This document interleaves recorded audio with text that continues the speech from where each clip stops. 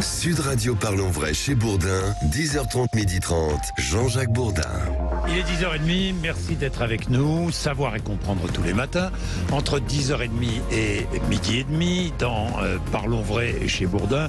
Savoir et comprendre, et puis vos témoignages, bien sûr, au 0826 300 300. Beaucoup d'invités, beaucoup de débats, et beaucoup de sujets comme la réforme des retraites. Bien sûr, à l'Assemblée nationale, les débats en commission sont terminés. Débat dans l'hémicycle à partir de lundi. Le gouvernement et les syndicats restent sur leur position. 11h, 12h ce matin, jeudi politique, comme tous les jeudis. 3 députés. Eh bien, 3 députés poursuivront le débat sur l'antenne de Sud Radio. Le harcèlement scolaire concernerait 8 jeunes sur 10.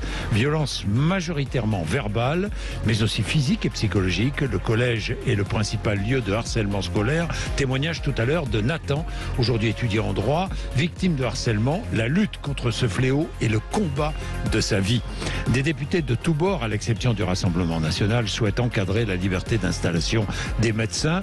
Il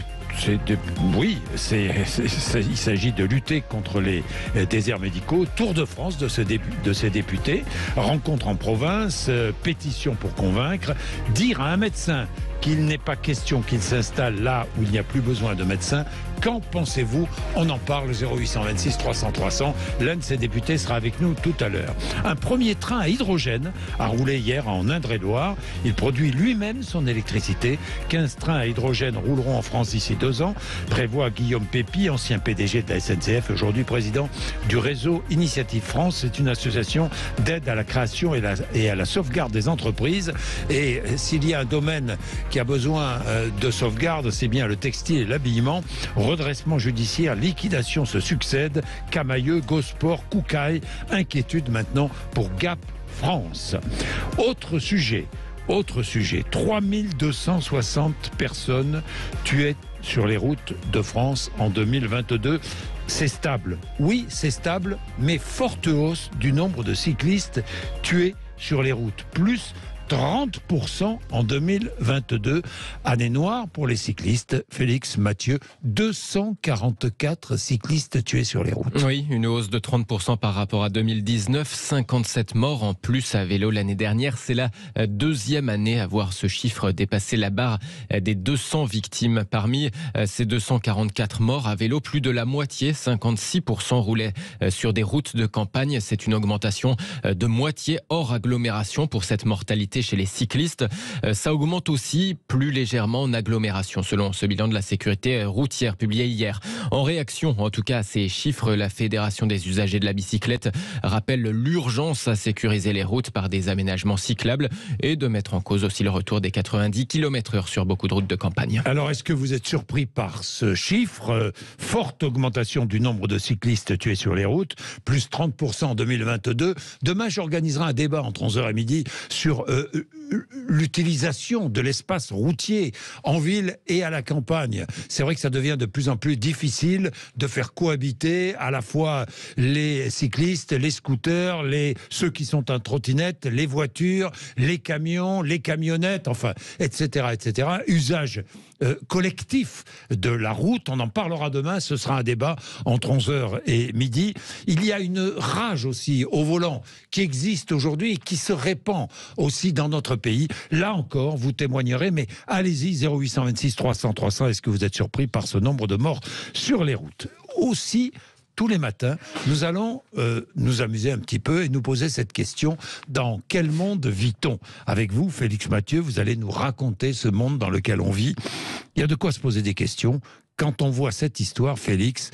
Avant-hier, aéroport de Tel Aviv, racontez-nous ce qui s'est passé. Un couple avec un bébé devait s'envoler vers la Belgique, sauf que l'homme et la femme n'avaient pris que 2 billets, aucun pour leur enfant. Alors forcément, ça bloque au comptoir d'enregistrement et les 2 parents étaient en retard. Alors ni une ni deux, ils ont décidé tout simplement de courir vers la porte d'embarquement de l'avion en abandonnant le bébé dans son cosy sur le comptoir.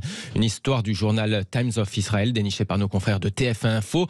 Tous les employés était sous le choc. Nous n'avions jamais rien vu de tel. On n'en croyait pas nos yeux, commente la compagnie Ryanair dans un communiqué. C'est vrai qu'on veut bien les croire. La sécurité aéroportuaire a dû arrêter ce couple qui était déterminé dans sa décision délirante. Les agents leur ont ordonné de ressortir, récupérer leur bébé. Ils ont ensuite été interpellés par la police. Dans quel monde vit-on ? Oui. Non. Vous imaginez ce couple qui arrive au comptoir de Ryanair. Et on pense fort au bébé. Oui, et qui laisse son bébé sur le comptoir. Incroyable. Ouais. Il est 10h36. Allez, les déserts médicaux, on en parle parce que des députés ont commencé un tour de France, des députés de tous bords, à l'exception du Rassemblement national. Ils ont rédigé un texte, ils vont à la rencontre des Français, ils ont rédigé un texte qui entend réguler l'installation des médecins dans les territoires déjà bien dotés. Je dis bien dans les territoires déjà bien dotés. Pour en savoir plus, je suis avec l'un de ces députés, Christophe Marion, député Renaissance du Loir-et-Cher. Christophe Marion, bonjour. Bonjour, monsieur Bourdin. Merci d'être avec nous. Je dis bien des députés de tous bords. Hier, vous étiez combien ? 13 dans une salle comble de Louvernay, près de Laval. Exactement. On était 13 représentant l'ensemble des groupes politiques de l'Assemblée hors Rassemblement national. Voilà, tous les groupes étaient là, LFI, les socialistes, les Républicains, Renaissance, tous les groupes étaient là. Oui. Vous étiez 13 à la rencontre des Français, il y avait beaucoup de monde à la rencontre des Français pour essayer de lutter contre les déserts médicaux. D'ailleurs, vous étiez hier près de Laval, mais vous allez, je crois, aller bientôt dans le Cher et d'autres départements, c'est cela ? Oui, tout à fait, dans le Cher, dans le Loir-et-Cher, qui est mon département et qui est gravement touché par la désertification médicale. Il y a aujourd'hui 8 millions de Français qui vivent dans un désert médical et il y a 6 millions de Français qui n'ont plus de médecin traitant. Et moi, dans ma circonscription, la 3e circonscription de Loir-et-Cher, c'est un sujet absolument fondamental. Je ne compte pas les journées durant lesquelles j'ai des gens qui viennent à ma permanence avec un appel au secours en me disant « Trouvez-moi un médecin, je n'en ai plus ». Et c'est des situations sanitaires absolument incroyables. Donc il faut qu'on agisse. Alors tous ensemble, vous avez rédigé une proposition de loi qui prévoit de réguler l'installation des médecins. Réguler comment ? Alors, la régulation, ça consiste à dire, on établit un indicateur qui nous permet de définir ce qu'est une zone sous-dense, de ce qu'est une zone où il n'y a pas de problématique de déserts médicaux. Oui. Et à partir de là, un médecin qui souhaite s'installer demandera l'autorisation à l'ARS. L'autorisation sera de droit, évidemment, dans un désert médical, mais dans une zone qui sera considérée comme n'étant pas un désert médical, l'autorisation ne sera pas donnée, sauf le remplacement d'un départ en retraite. C'est-à-dire qu'on arrête d'arroser là où il pleut, d'une certaine manière. Je comprends. C'est-à-dire qu'un médecin qui veut s'installer dans une zone sous-dotée, aucun souci. Au contraire, il pourrait être encouragé. Et un médecin qui veut s'installer dans une zone où il y a déjà beaucoup de médecins, on lui dit non. Voilà, en sachant que cette proposition de loi, évidemment, elle ne met pas un terme à tous les dispositifs d'accompagnement qui se sont multipliés ces dernières années, voire même ces dernières décennies, de soutien, d'exonération fiscale, d'aide à l'installation, d'aide à l'acquisition d'un logement ou de construction de maisons médicales, etc., etc. Mais en fait, on se rend compte que tous ces dispositifs incitatifs aujourd'hui ne sont pas suffisants. Il faut probablement aller un peu plus loin avec la régulation. Alors, vous avez créé une pétition sur change.org intitulée « Pour en finir avec les déserts médicaux ». Et à l'Assemblée ou au Sénat, comment allez-vous faire ? Il va falloir inscrire ces travaux, enfin ces réflexions, votre réflexion sur le carnet de bord, si je puis dire, de l'Assemblée nationale et du Sénat. Exactement. Comment allez-vous faire ? Mais au fond, on va y arriver si les citoyens nous aident. Oui. L'idée, c'est d'inscrire cette proposition de loi dans ce qu'on appelle une semaine de l'Assemblée, c'est-à-dire qu'on puisse en discuter dans l'hémicycle. Et évidemment, pour ça, bien, il faut que la présidence de l'Assemblée nationale, le bureau de l'Assemblée nationale l'accepte. Et donc, on s'est rendu compte qu'une belle conférence de presse à l'Assemblée, c'est bien, et ça, c'est parfait, et il faut le faire, mais c'est pas suffisant. Il faut aller au contact des habitants, au contact de ces 8 millions de personnes personnes qui n'ont plus qui vivent dans des déserts médicaux. Et grâce à eux, grâce à l'impact de leur signature, grâce à la pétition dont vous parlez, on va faire d'une certaine manière monter la mayonnaise et ça va renforcer notre poids. On a aujourd'hui plus de 200 députés qui ont co-signé la proposition de loi que nous avons proposée. Donc on a du monde dans l'hémicycle. Vous pensez qu'il y a une majorité pour voter une telle proposition de loi? Moi, je pense qu'on peut arriver à trouver une majorité pour faire voter cette proposition de loi. Surtout si les habitants sont derrière nous et si les citoyens sont derrière nous. Et j'ai le sentiment, après l'après-midi, après la soirée d'hier, qu'en effet, on a du monde derrière nous. Alors, prenons Marie-Alice, qui est infirmière libérale dans le Lot-et-Garonne à Agen. Bonjour Marie-Alice. Allô, Marie-Alice? Oui, bonjour, excusez-moi. Oui. Alors, que pensez-vous de cette initiative prise par des députés de tous bords? Alors, écoutez, moi, je trouve que elle est très bien, puisque nous, infirmières libérales et les pharmaciens également, sont tenus à une réglementation par rapport à leur installation. Vous n'avez pas de liberté d'installation, vous, Marie-Alice? Non. Entre autres, je prends pour preuve, je fais partie de la commission paritaire dans le Lot-et-Garonne, et tous les 3-4 mois, on se réunit entre autres, pour voir sur les demandes d'installation si la zone est surdotée ou sous-dotée en infirmières. D'accord. Et donc, il y a quand même beaucoup de refus. Hein. Et c'est efficace, Marie-Alice? Ça permet de réguler, de mieux réguler? Tout à fait, ça permet de mieux réguler et c'est ce qui fait aujourd'hui que sur le territoire français, on est les professionnels qui balaient le territoire de façon assez large. Hein. Bien sûr. On va dans les campagnes et on est confronté au désert médical, hein, puisque nous, les gens en n'ayant plus de médecin, ils appellent qui? L'infirmière, pour savoir comment faire, ce qu'ils doivent faire, etc. En fait, on a un rôle de coordination avec les différents professionnels qui est très important. Mais je pense que cette régulation, il faut aujourd'hui, en tout cas, elle est nécessaire parce qu'on a des retards de diagnostic, des situations assez catastrophiques dans le Lot-et-Garonne en tout cas. Comment réagissent les médecins dans votre département, Marie-Alice, devant l'idée d'encadrer la liberté d'installation? Vous en avez parlé avec eux? Alors, j'ai eu l'occasion d'en parler lors d'une réunion sur la reconfiguration, vous savez, sur Marmande, et effectivement, ils ne sont pas très positifs par rapport... Ils ne sont pas très... Christophe Marion, les médecins sont vent debout. Alors, peut-être pas tous. Oui, pas totalement. C'est ce que j'allais dire. Vous avez à la fois des médecins, j'allais dire d'un certain âge, en tous les cas qui sont en activité depuis très longtemps, qui souffrent même du désert médical, parce que quand on voit sa patientèle exploser... donc eux ne sont pas complètement opposés. Vous avez notamment les jeunes médecins, et je pense aux internes avec qui j'échange régulièrement, qui me disent, mais écoutez, si on en est là aujourd'hui, c'est à cause de l'incurie des politiques depuis 20 ou 30 ans ou 40 ans. C'est pas faux, remarquez, c'est pas faux. Alors, j'entends, et ils me disent, c'est pas à nous, internes, de supporter les conséquences de cette incurie politique. Ce à quoi je leur réponds, eh bien, je suis désolé, mais nous sommes tous des héritiers. Nous avons reçu un héritage et malheureusement, on ne peut pas choisir ce qu'il y a dedans.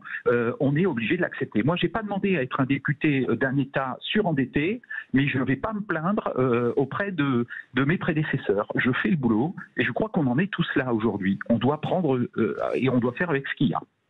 Oui, je comprends. Bien, merci Christophe Marion. Je sais que ça suscite beaucoup de réactions. C'est un débat que nous avons eu d'ailleurs entre 11h et 12h, mais nous l'aurons à nouveau parce que nous allons suivre de près cette initiative prise encore une fois par des députés de tous bords, à l'exception des députés du Rassemblement national. Mais je vais en parler tout à l'heure entre 11h et midi. Ce sera l'un des sujets que nous évoquerons avec nos députés. Jeudi politique. Ne ratez pas notre débat comme tous les jeudis entre 11h à midi, c'est passionnant.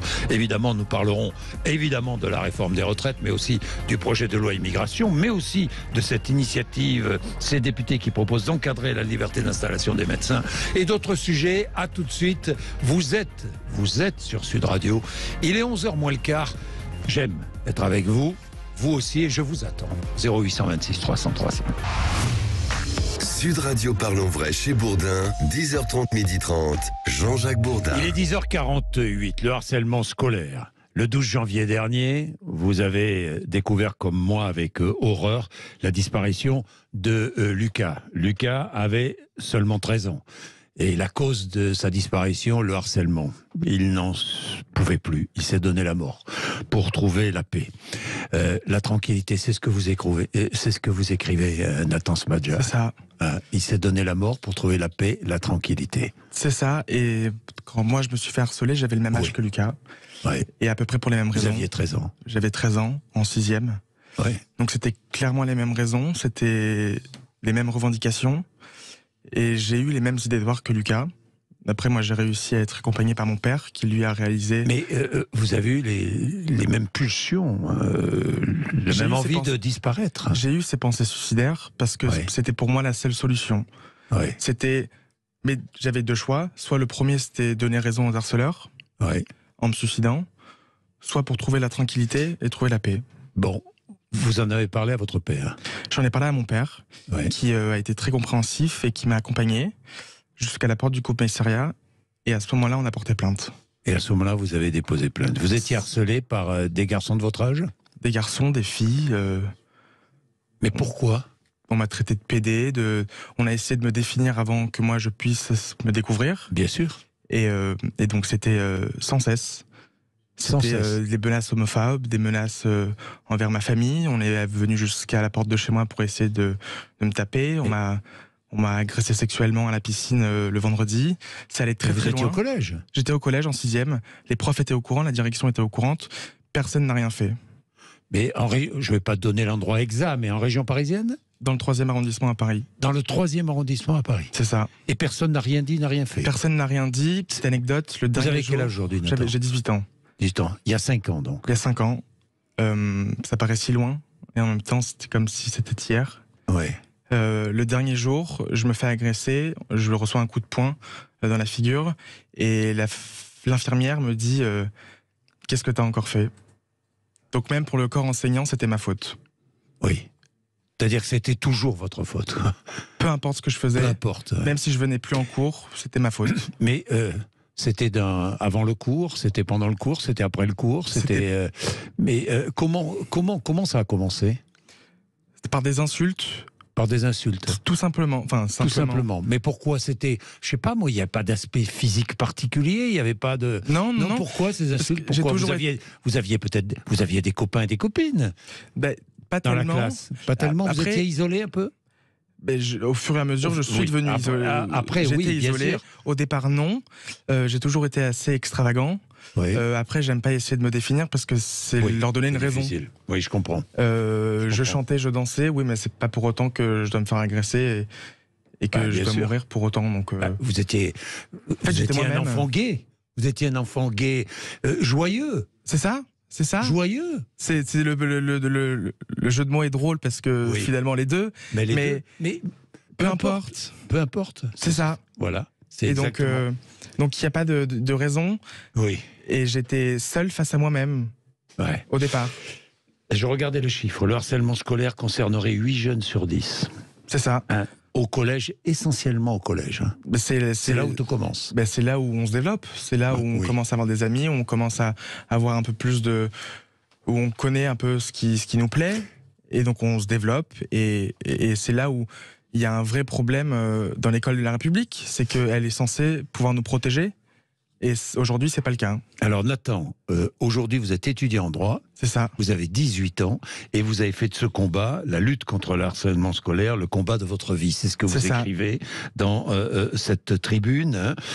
En 2023, des gamins meurent parce que gays, meurent parce que juifs, meurent parce que gros, se tuent parce que EX.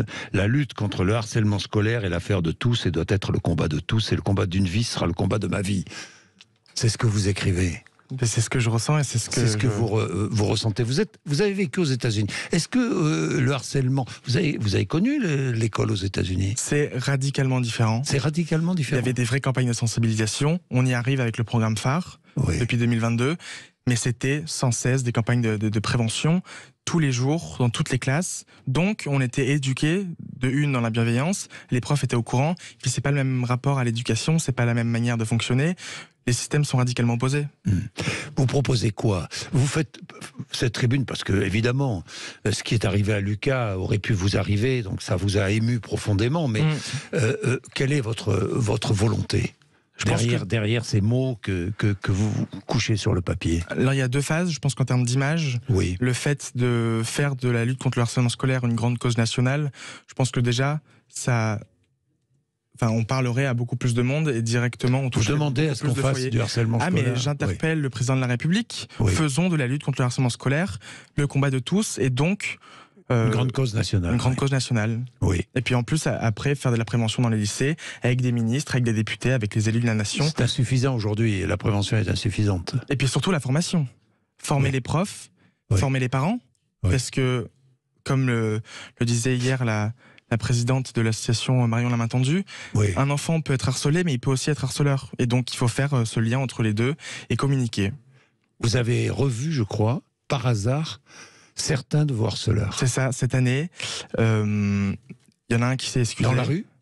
Dans la rue, en sortant avec mes amis, amis d'amis, et puis on s'est recroisés.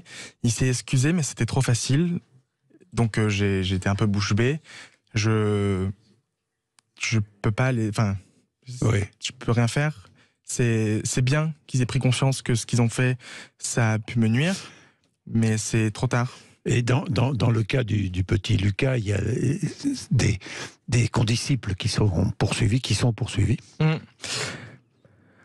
faut qu'ils soient poursuivis parce que c'est le premier cas médiatisé depuis la loi du 2 mars 2022 où aujourd'hui on peut apporter une réponse pénale au harcèlement scolaire.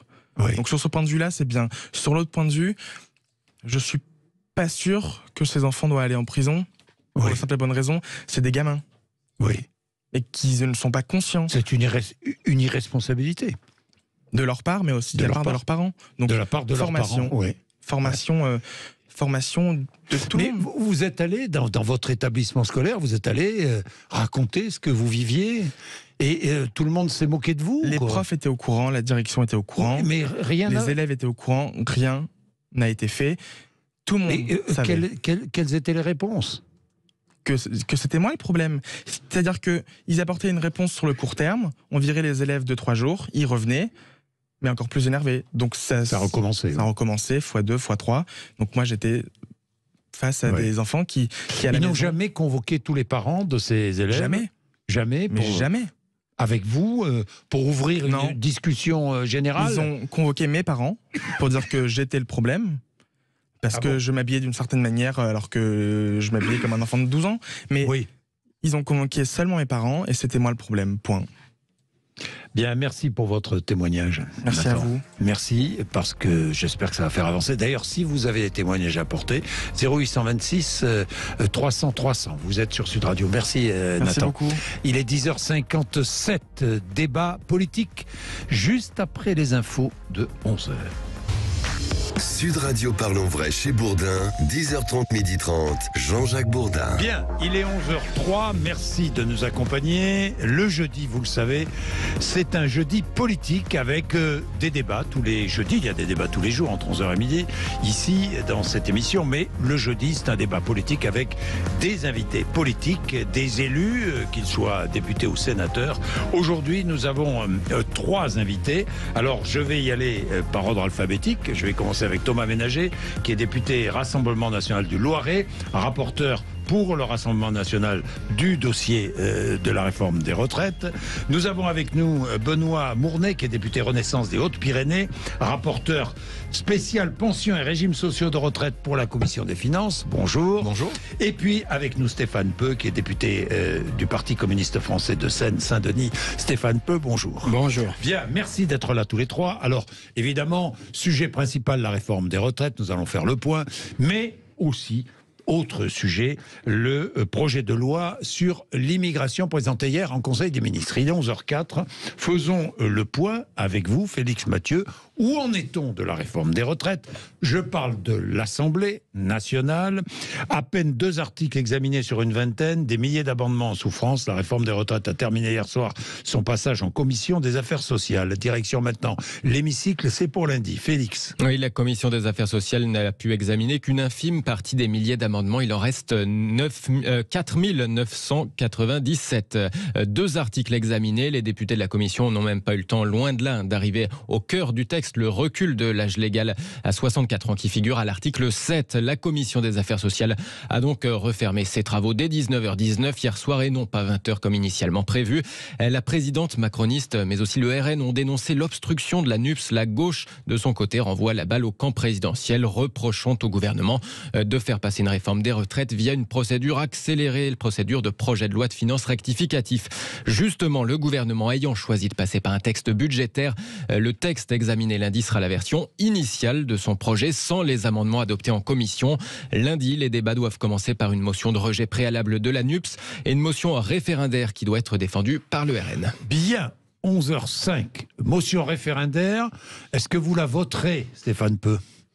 Alors, justement, au moment où j'arrive sur le plateau, je quitte une réunion sur le sujet de mon groupe. Alors, non, ça tombe mal parce que je n'ai pas eu la conclusion de savoir si on allait la voter, pas la voter. Enfin bon. Vous êtes favorable au vote, vous, à titre personnel? Vous la voterez ou pas? Nous, on avait déposé une motion référendaire. Donc, nous, on est pour un référendum. Après, si vous voulez, il y a un jeu de la Macronie pour essayer d'amalgamer les oppositions. On est dans un pays, il y a 3 forces. Il y a une opposition de gauche, il y a une majorité mondialiste et libérale, et il y a le Rassemblement national et l'extrême droite. Ça ne se confond pas.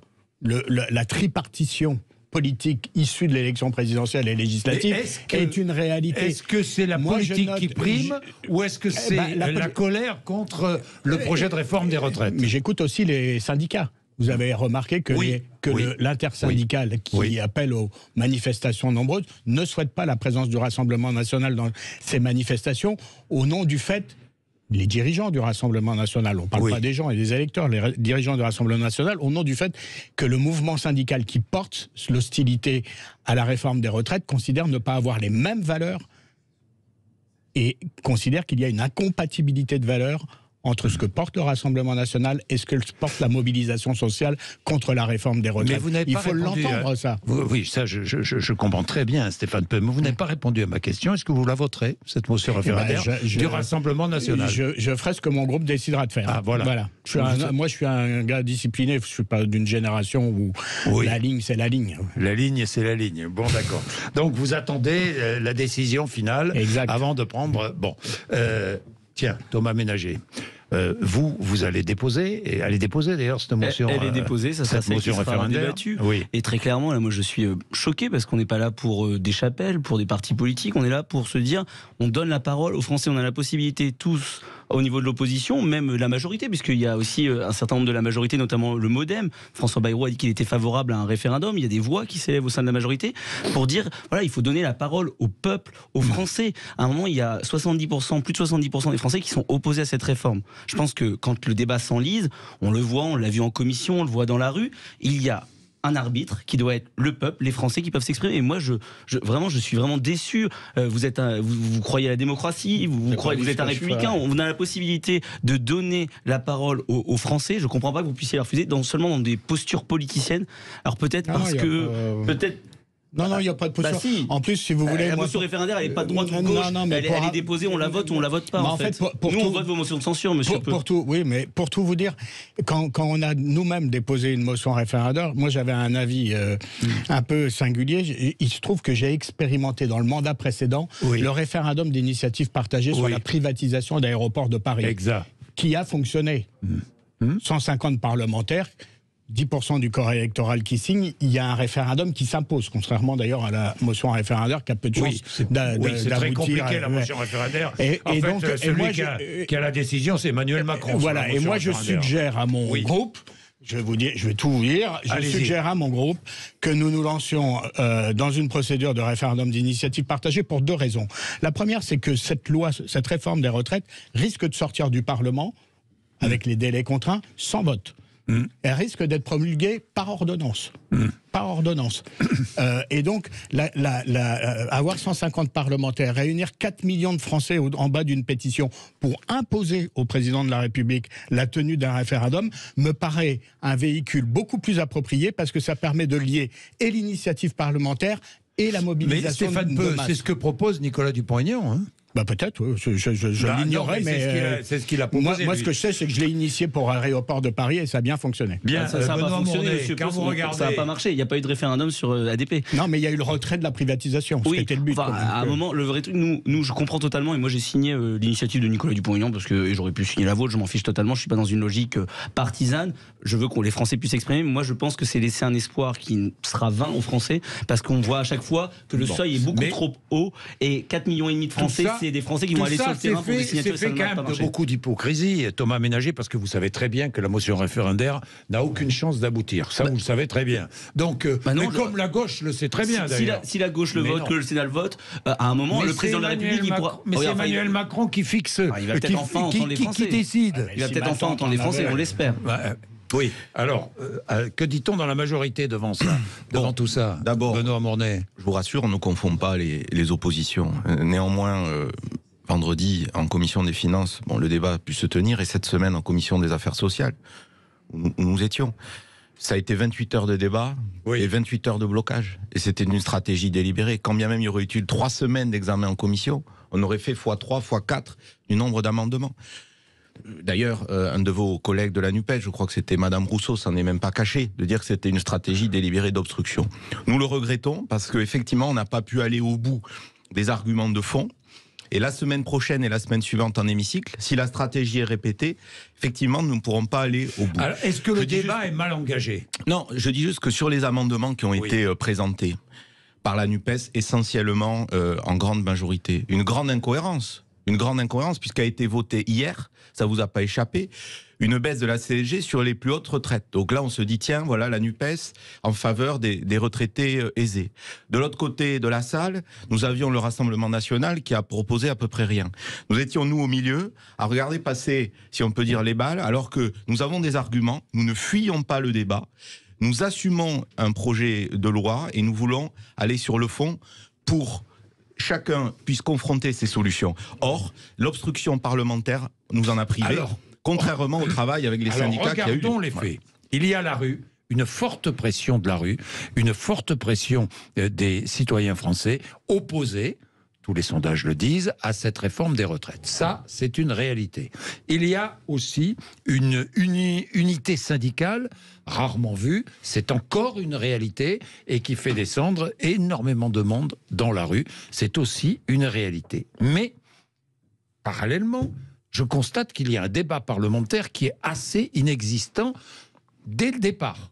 Donc, imaginez la rue qui est contre, qui descend dans la rue, qui se mobilise, et un débat parlementaire qui risque d'être assez nul. Je vous le dis sincèrement. Pourquoi ? Parce qu'il y a d'un côté une obstruction et de l'autre côté une majorité qui sait que de toute façon elle a les moyens de faire passer son texte. Donc voilà où on en est. Non, mais franchement, je ne trouvez pas cette analyse juste. Bon, Stéphane peut. Je vous trouve, c'est pas qu'elle n'est pas juste, elle est pessimiste. Pourquoi pessimiste ? Parce que d'abord le débat, les 3 jours en commission, de toute façon, ça ne veut pas dire grand-chose et ne permettait pas du tout d'examiner les amendements. Le débat dans l'hémicycle à partir de lundi, ça va être, de mon point de vue, ça va être un peu autre chose du point de vue. Oui, mais est-ce que ça ne va pas consister à s'envoyer des invectives d'un banc à l'autre sans faire avancer la réflexion autour de ce projet? Monsieur Bourdin, pour les communes, moi je suis communiste, je suis au groupe communiste. Nous, c'est pas notre GIS. Nous, notre GIS. Mais je pense à LFI, par exemple. Mais bon, moi je vais parler pour moi. Notre GIS, c'est d'aller sur le fond et d'essayer de déconstruire ce discours. Parce que vous voyez bien ce qu'a dit tout à l'heure mon collègue sur la CSG, ou ce qu'a dit Nadia Hay récemment, l'ancienne ministre, qui vous dit que les cotisations sociales, c'est pas fait pour financer les retraites. Alors on se dit, c'est affligeant, elle a été ministre, comment c'est possible de dire des imbécilités à ce point. Et puis après, quand on réfléchit, on se dit, mais en fait, quand Édouard Philippe, déjà, a augmenté la CSG sur les retraites pour alléger les cotisations sociales des entreprises, il y a là une conception de la retraite qui vient casser les fondamentaux du système de retraite français tel qu'il a été mis en place au sortir de la Libération, c'est-à-dire un système par répartition financé par des cotisations sociales, par la sécurité sociale. Il y a une volonté de fiscaliser, de mettre l'impôt au centre du financement des retraites, alors que ce sont les cotisations sociales qui doivent le faire. C'est le principe de basculer, baisser les cotisations, augmenter la CSG. Après, il y a eu les gilets jaunes. Le gouvernement a été obligé de rectifier sa mesure sur la CSG, sur notamment sur les petites retraites. Mais la question n'est pas de savoir grosse ou petite retraite. La question, elle est de savoir, on s'attaque au principe même de la retraite par répartition. C'est les cotisations sociales. C'est les cotisations sociales. Oui, et donc, quand vous avez un CICE, et je finis juste là-dessus, un système dit d'aide aux entreprises, qui se traduit par 20 milliards de baisse de cotisations sociales, et donc 20 milliards en moins pour les caisses de retraite, on construit le déficit d'un système de retraite qui est équilibré par nature, pour essayer de le financer par l'impôt et de le fiscaliser, et que l'État reprenne la main sur ce qui est un bien social. Écoutez, je vous accorde une chose. Je vous accorde une chose. C'est bien que le Parti communiste et LFI sont pas du tout sur la même ligne. On l'a vu.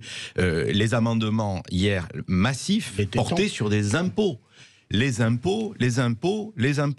Or, vous l'avez très bien dit. Imposer les impôts, c'est imposer les plus hauts revenus. C'est ça, parce que vous confondez l'impôt et les cotisations sociales. Tous nos amendements sont sur les cotisations. Il faut alors que vous en parliez avec vos camarades de la France Insoumise. Parce que précisément, là, je suis d'accord avec vous.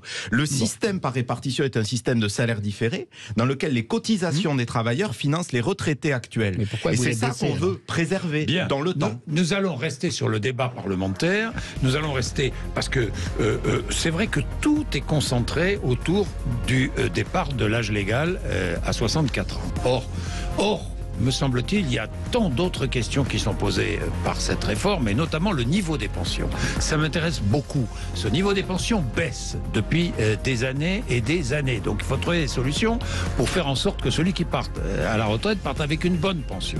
11h16. Et en bonne santé. Et en bonne santé. Merci. 11h16, vous êtes sur Sud Radio, à tout de suite. Sud Radio Parlons Vrai chez Bourdin, 10h30, 12h30, Jean-Jacques Bourdin. 11h19. Merci d'être avec nous. 3 députés avec nous. Thomas Ménager, député Rassemblement National du Loiret. Benoît Mournet, député Renaissance des Hautes-Pyrénées. Stéphane Peu, député communiste de Seine-Saint-Denis. Nous faisons le tour de la France avec vous. Hein. C'est bien. En plus, nous avons des régions rurales. Et puis la Seine-Saint-Denis. Enfin bon, c'est très bien. Il est 11h20. Alors, reprenons ce débat budgétaire. Et reprenons la situation. On va commencer ce débat lundi, enfin vous allez commencer lundi dans l'hémicycle. Donc, débat parlementaire. Parallèlement à ça, nouvelle manifestation dans la rue, appel de tous les syndicats unis, je le répète pour l'instant unis, je dis bien pour l'instant parce qu'on va voir que... il commence à y avoir quelques dissensions sur les journées de grève à la SNCF notamment. Bon, donc syndicats unis, 2 grandes journées de manifestation, mardi 7 et samedi 11. Samedi 11 parce que certains syndicats demandaient à ce que les manifestations soient organisées le samedi. Bien, Stéphane Peu. Parallèlement, donc, débat parlementaire et parallèlement, manifestation dans la rue. Imaginons le débat parlementaire qui avance, qui va à son terme, le texte est adopté. Que faites-vous dans la rue ? Que vont faire tous ceux qui ont été mobilisés ? Et que vont pouvoir faire les syndicats ? Mais d'abord, je pense qu'il ne sera pas adopté. Je pense que, et c'est la raison pour laquelle le gouvernement a pris cette procédure tout à fait exceptionnelle, c'est que ça permet, en faisant en sorte que les débats ne puissent pas aller jusqu'au bout, vu le délai contraint, au gouvernement de promulguer cette réforme, non pas par le vote d'une loi par le Parlement, mais par des ordonnances. Et je pense que le vrai objectif, on a beaucoup fantasmé sur le 49.3, sur des choses comme ça, je pense que le vrai objectif est celui-là, et on verra. Bon. Donc je pense que de la même manière que le gouvernement et le président de la République ne sont sont légitimes dans leur élection, mais pas légitimes pour déposer cette réforme, il y aura une réforme qui sera promulguée par ordonnance et qui sera illégitime et qui légitimera la poursuite des mobilisations sociales. Poursuite d'une mobilisation sociale dans la rue ? Dans la rue et éventuellement par une campagne sur la réforme, sur le référendum. Par un blocage du pays. Mais ça, c'est les organisations syndicales qui le décideront. Oui, mais comprenez ce que je veux dire. Et contrairement à ce que vous avez dit, je pense que tout le monde va être dans une impasse. Oui, le problème, c'est que tout le monde va être dans une impasse. Le gouvernement va être dans une impasse avec sa réforme qui est mal ficelée. Pardon, je dis franchement, qui est mal ficelée. Et, non, mais vous admettrez qu'il y a. Vous admettrez que le seul qui a le pouvoir d'apaiser le pays et de se remettre éventuellement autour de la table, c'est le gouvernement. C'est pas les syndicats. C'est-à-dire que le gouvernement retire sa réforme. Mais bien sûr, c'est ce que demande, cette Française. Et après, on réouvre des négociations qui n'ont jamais été ouvertes. Mais à quoi avec les organisations syndicales. Mais à quoi servons-nous? Nous avons été élus députés, pourquoi? Pour voter la loi. Vous n'avez pas eu ce mandat. Nous avons eu plusieurs semaines de discussion avec les partenaires sociaux. La démocratie sociale a joué son rôle. Maintenant, c'est le temps du Parlement. C'est pas le temps de l'exécutif. Or, vous souhaitez quoi? Un référendum? Donc pour vous défausser, ou vous dire on va tellement bloquer le débat parlementaire par l'obstruction qu'à la fin ce sera au gouvernement de prendre ses responsabilités. Eh bien c'est une démission collective. Admettez que la procédure que vous utilisez est inédite pour une réforme des retraites. Mais pas du tout, c'est une loi de financement de la sécurité sociale. Vous pouvez remonter dans l'histoire de la 5e République, c'est le véhicule. Jamais une réforme des retraites. Je suis très à l'aise pour vous en parler parce que j'ai travaillé un amendement où le fond de ma pensée, vous avez raison, c'est que les retraites sont assez mal adaptées à une loi annuelle de financement de la sécurité sociale. Et donc peut-être qu'il faudrait avoir des lois quinquennales sur les retraites. Bon, aujourd'hui, c'est pas notre droit, c'est pas la loi organique. En l'état, le budget de la sécurité sociale, c'est la loi de financement de la sécurité sociale. Je vous dis, n'ayez pas peur de défendre vos arguments et d'aller au vote. On fera ça quand même. Ce qui est incroyable, c'est qu'en fait, je suis d'accord avec Monsieur Peu, on va pas pouvoir voter cette loi, mais votre responsabilité, c'est à cause de vous, à cause de la France Insoumise, pas vous personnellement, mais à cause de la NUPES, parce qu'il y aura trop d'amendements. À cette heure, il y a 11 500 amendements pour la séance qui ont été déposés. 15 000. 11 500 amendements. On aurait la capacité, s'il y avait peu d'amendements, ce que nous avons déposé majoritairement des amendements de suppression, des amendements d'amélioration, mais dans un nombre raisonnable pour être en capacité le 17 février, dernier jour, est-ce irresponsable de déposer tant d'amendements? Est-ce irresponsable? Non, parce qu'il y aurait une majorité peut-être de rejet. J'en suis convaincu. Est-ce irresponsable de déposer tant d'amendements? Ah mais oui. Aujourd'hui, c'est totalement irresponsable de la part de la NUPES. Ils sont les alliés utiles, en fait, de la majorité. Les alliés utiles, voire les idiots utiles. Excusez-moi. Nous souhaitons pas bloquer le texte. Nous souhaitons pas l'obstruction. Nous souhaitons débattre du fond. Parce que si on examinait... Attendez. Je voudrais faire comprendre à nos auditeurs. Si on examinait les 15 000 amendements, il faudrait combien de temps pour... Il faudrait 2 mois. 2 mois. Une loi de financement de la sécurité sociale. C'est marrant la façon dont on imagine. Mais si on avait 2 mois de débat, il y aurait. Dans la start-up nation, imagine la démocratie parlementaire. Oui. Écoutez, mais remontez, faites un peu d'histoire politique. Et vous verrez combien de temps on examine les lois de financement de la sécurité sociale. Non, mais justement. En 26 heures d'habitude en commission, on a largement le temps de le faire. Vous savez pourquoi le débat est contraint pour les lois de finances et les lois de finances de la sécurité sociale? C'est une grande nation comme la France ne peut pas se permettre le 31 décembre de ne pas avoir un budget voté, de ne pas pouvoir payer ce qu'elle doit payer. Bon, ça c'est une procédure accélérée, on va dire, normale pour que la nation soit dotée d'un budget. Par contre, utiliser ce véhicule sur une réforme des retraites, en dehors... Je comprends pas ce débat, sincèrement. Bien sûr, mais c'est un débat très important, parce que remonter dans l'histoire politique du pays, une réforme des retraites aussi importante, parce qu'il s'agit d'une réforme de société. Pourquoi les gens sont mobilisés? Quand Ambroise Croizat crée la retraite par répartition avec le général de Gaulle à la Libération, dans le texte même d'Ambroise Croizat, il dit « Nous voulons penser la retraite, non pas comme l'antichambre de la mort, mais comme une nouvelle étape de la vie. » Pourquoi les gens sont mobilisés? Parce que ça touche à une conception même de la société, à leur rapport au travail. Mais qui défend l'héritage d'Ambroise Croizat aujourd'hui? Croyez-vous pas... C'est nous. Non. Ne croyez-vous pas qu'une réforme de société aussi lourde et aussi en rupture avec ce qui fait presque l'ADN de la France et de ce que le peuple français a construit au fil des ans, est-ce que vous ne pensez pas que ça mérite un débat parlementaire qui puisse prendre un mois et demi ou 2 mois? il va prendre 2 mois. Mais oui, tout à fait ça. Mais c'est vrai, mais ça s'est fait avant. En 2019, c'était pas un projet de loi de financement de la sécurité sociale. C'était un projet de loi ordinaire. C'est jamais le cas. Vous l'avez fait pour empêcher aussi les oppositions d'apporter d'autres amendements. On est dans l'incapacité de parler de natalité, parler de réindustrialisation, parler de productivité. On est totalement contraint et c'est une volonté du gouvernement de se donner la possibilité de 49.3 et de l'ordre du jour. Vous savez pertinemment et de l'envisager uniquement sous l'angle budgétaire, alors que c'est un sujet de société qui introduit notamment la question du rapport au travail, de ce qu'est la pénibilité. Là-dessus, je vous rejoins. C'est un sujet de société. Travail, et si le sujet est si sensible, c'est qu'il renvoie chacun dans son intime, son rapport au travail. On n'est pas égaux les uns et les autres face au travail.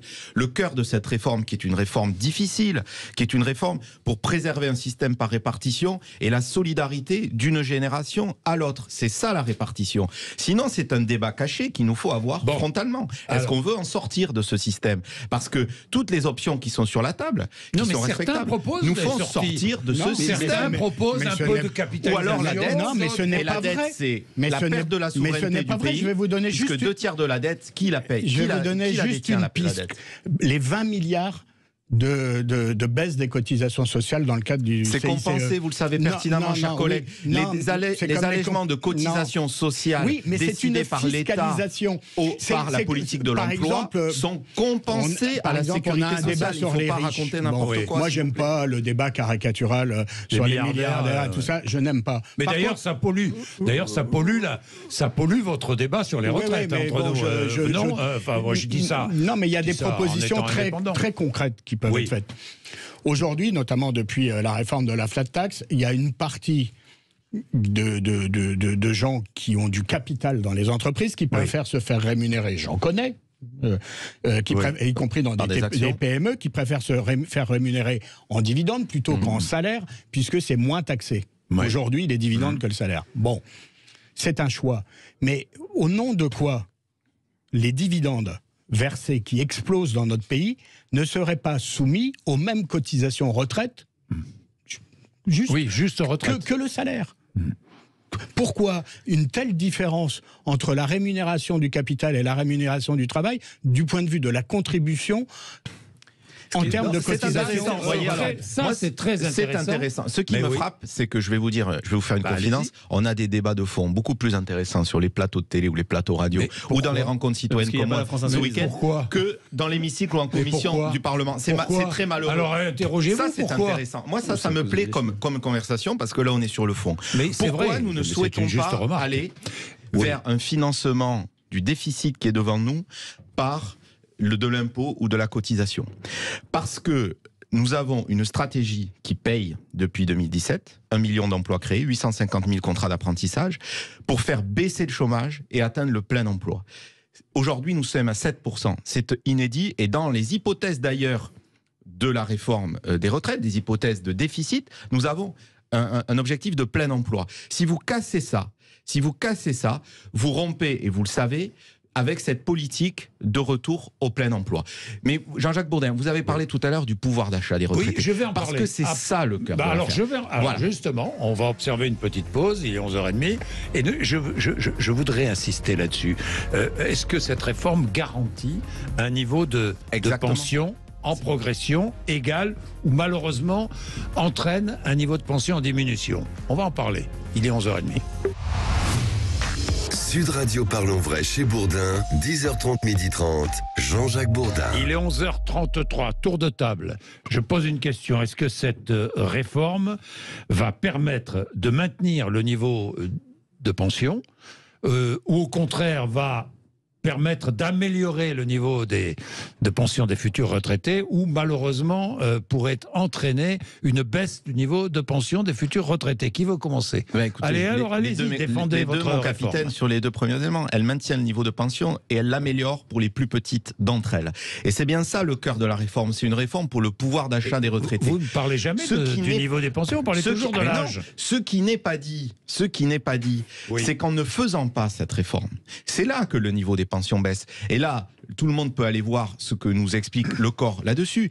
C'est justement en préservant un système de solidarité entre les générations où vous assurez le financement pérenne du système que vous maintenez un niveau de vie équivalent en moyenne des retraités à celui des actifs. Et pour les plus petites pensions, c'est un vrai scandale aujourd'hui. Quelqu'un qui a travaillé toute sa vie, moi j'en ai dans ma circonscription des agriculteurs, avec moins de 1 000 € par mois, le minimum contributif à 85% du SMIC net le jour de la liquidation, ça c'est dans le projet de loi, c'est une avancée pour les femmes notamment. En faisant travailler les Français plus longtemps, vous maintenez le niveau des pensions, quoi. Mais absolument, absolument. C'est ça, c'est votre... Alors ça, c'est vraiment incroyable. C'est un mensonge incroyable. Ça. Vous le savez très bien. Non, pas du tout. Alors je vous explique pourquoi. Parce qu'il y a un grand nombre de Français qui n'arriveront pas jusqu'à 64 ans. Donc ils vont avoir des retraites décotées. C'est ce qui s'est passé en Suède. 92% des pensions des femmes ont baissé. Parce qu'en fait, quand vous n'avez plus la capacité physique d'aller jusqu'à 64 ans, bah vous partez plus tôt, vous arrêtez, et donc vous n'avez pas une retraite plus basse. Vous avez une retraite décotée. Et pire, il y en a même, je finis, après je vous laisserai. Et même pire, il y aura un certain nombre de Français qui perdront leur surcote. Aujourd'hui, il y a des Français qui arrivaient encore un petit peu à faire quelques années de plus, et ils ont leur surcote qui va sauter. Donc aujourd'hui, c'est un mensonge incroyable. Pareil, les 1 200 €, faut quand même toujours bien être clair, c'est pour une retraite complète, au SMIC, et c'est les trimestres qui sont cotisés, pas les trimestres validés. Et ça, c'est un vrai sujet. Même les LR vous ont interpellé sur cette question. Donc aujourd'hui, il y aura peut-être quelques améliorations. Les 1 200 €, nous voterons pour, on l'a dit, puisque Marine Le Pen défendait la même chose. Mais arrêtez de dire que les retraites vont augmenter ou se maintenir à leur niveau actuel. Oui, non, mais moi, sur les pensions. D'abord, je pense que c'est une réforme qui va fragiliser le système, qui le rend très incertain et qui va se traduire. Oui, parce que le niveau des pensions, je le disais tout à l'heure, baisse avec le système actuel. Il baisse et il va continuer de baisser. Ensuite, donc, sur les 1 200 €, les 1 200 € tels que c'est écrit dans la loi aujourd'hui, ça concerne quasiment personne. C'est-à-dire ça concerne 180 000 personnes par an, plus les 2 millions de retraités actuels qui pourront être augmentés parce que par ailleurs, vous allez avoir l'allongement de la durée de départ va se traduire par un poids énorme sur l'assurance chômage et sur la sécurité sociale. Vous savez, un couvreur à 58 ans, 59 ans, il monte plus à 10 mètres de haut sur un toit, sur une échelle de 30 cm de large, souvent. Et donc, qu'est-ce qui va se passer ? Il va se passer que soit il va arrêter, soit il va être en arrêt maladie, et c'est les comptes de la sécurité sociale qui vont peser. Et donc, sur le pouvoir d'achat des retraités, vous créez de telles incertitudes que ça va les fragiliser, qu'il n'y aura pas d'effet positif sur les pensions. Et puis ensuite, arrêtez de dire c'est la réforme ou rien. Nous, et les syndicats aussi, ont proposé plein de solutions pour une autre réforme. Alors, comment améliorer le niveau des pensions, selon vous, Stéphane Peu ? Par un système où on rétablit... On augmente les cotisations ? D'abord, on fait payer... Il y aura de moins en moins d'actifs. Comment améliore-t-on les pensions de ceux qui seront à la retraite ? Voilà la bonne question. Par des cotisations, éventuellement... Augmentation des cotisations. Éventuellement une augmentation, et surtout le fait que tout le monde paye les cotisations. Et qu'on arrête si vous voulez, on arrête d'exonérer les cotisations retraite. C'est aujourd'hui la recette miracle de tous les gouvernements libéraux, c'est de dire ce ne sont pas des cotisations, ce sont des charges. Et donc on réduit, quand ils disent ils réduisent l'impôt, ils réduisent pas l'impôt, ils réduisent les cotisations sociales qui permettent de financer et la sécurité sociale et les caisses de retraite. Donc plus de cotisations, pour assurer le niveau de pension. Et un meilleur partage de la richesse. Parce qu'il vous aura pas échappé que depuis les Gilets jaunes et encore dans la retraite, une des vraies préoccupations qui est aussi majoritaire dans le peuple français, c'est qu'il est considéré aujourd'hui que la répartition de la rémunération entre le capital et le travail, c'est tellement déséquilibré dans notre pays qu'il est en défaveur du travail. Répartition entre le capital et le travail, Thomas Ménager. La question, c'est les recettes. Aujourd'hui, c'est pas les dépenses. Le rapport du corps le dit, là on est tous d'accord, les dépenses sont maîtrisées. La question, c'est les recettes. Et c'est pour ça qu'en fait, on critique aussi le véhicule législatif. C'est qu'il faut parler de réindustrialisation, il faut parler de natalité, parce que les bébés d'aujourd'hui, ça sera les cotisants de demain. Nous le disons, on peut pas traiter de ces vrais sujets. On peut pas traiter une solution pour la natalité. Faire venir plus d'immigrés. Ah bah ça c'est la position d'une partie de la gauche. Moi j'ai dit qu'ils voulaient remplacer les bébés d'aujourd'hui, les cotisants de demain, par de la main-d'œuvre étrangère. Ce qui est une vision totalement capitaliste. La natalité, alors qu'il y a de moins en moins de femmes. Il y a comment faites-vous? Il faut revenir déjà sur tout ce qui a été fait par François Hollande, sur le quotient familial, sur l'universalité. Il y a une réalité démographique qui s'impose à nous. On peut nous reprocher de faire une réforme difficile. Nous, on peut vous reprocher de ne pas avoir le courage de la faire. Par contre, on ne peut pas nous reprocher de ne pas défendre le pouvoir d'achat des retraités, parce que c'est le cœur de ce que nous visons.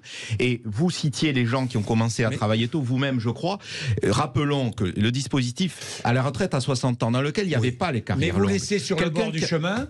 Vous laissez sur le bord du chemin des quantités de personnes qui ont commencé à travailler tôt, qui font des métiers pénibles et qui ne pourront pas toucher une retraite pleine. Mais justement, dans le système de la retraite à 60 ans, avec une durée de cotisation à 40 ou 42, celui qui a fait des études, il part à 60 ans, il a travaillé moins longtemps que celui qui a commencé à 16 ans.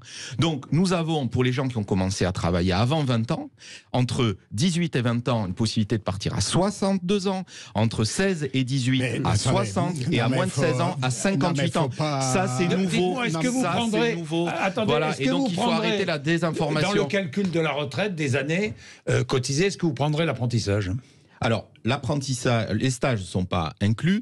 L'apprentissage, effectivement, à partir du moment où on cotise, c'est différent. Donc là, il y a une assiette. De la même manière, nous allons intégrer pour les femmes. Est-ce que vous prendrez en compte le congé parental? Moi, je me mets à la place de quelqu'un qui a commencé à travailler dans l'apprentissage. Il y a beaucoup de jeunes qui ont commencé dans l'apprentissage. Beaucoup. Tout à fait. Et qui ont commencé, ou qui ont fait des stages. Oui. Ou qui... Non, c'est pas pareil, les stages de l'apprentissage. Oui, non, mais d'accord. Mais est-ce que ça sera pris dans le calcul de la pension? À partir du moment où il y a une cotisation, et ce qui est le cas quand on est sur des contrats d'apprentissage, il y a des droits qui sont constitués.